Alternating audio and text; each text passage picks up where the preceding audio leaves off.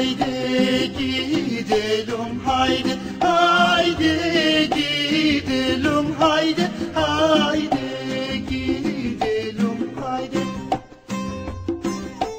Dağlar kara yemiş, dağlar kara yemiş, dağlar kara yemiş.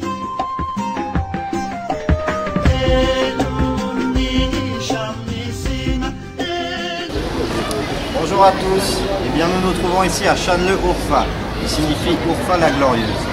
Autrefois appelée Édesse, elle est située en Mésopotamie, sur le chemin des grandes migrations que fut le croissant fertile et où n'y sait pas Abraham, le fameux personnage de la Genèse.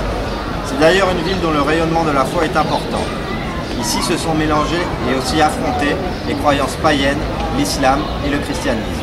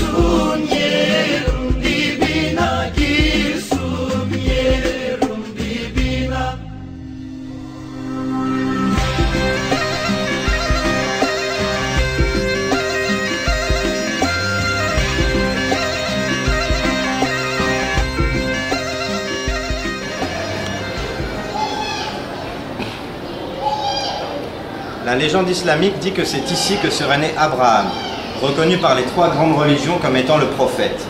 Il y aurait vécu clandestinement jusqu'à l'âge de 7 ans pour échapper aux persécutions du roi Nemrod. Aujourd'hui, c'est devenu un lieu de pèlerinage.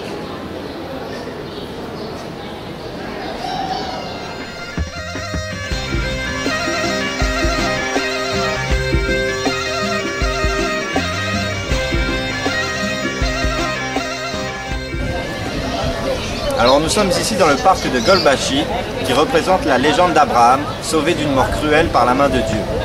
Le bassin derrière moi est rempli de carpes, et une légende locale interdit de les tuer ou de les manger sous peine de devenir aveugles.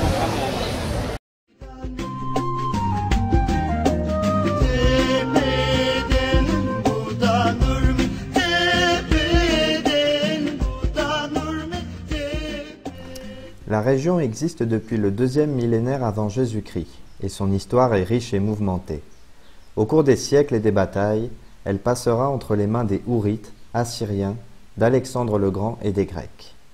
Puis, prise en étau entre les empires perses et byzantins, la ville fut finalement conquise par les Arabes après la victoire sur le Yarmouk en 636.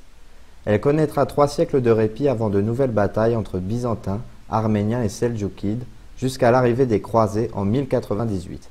Ils ne la domineront que pendant 50 ans.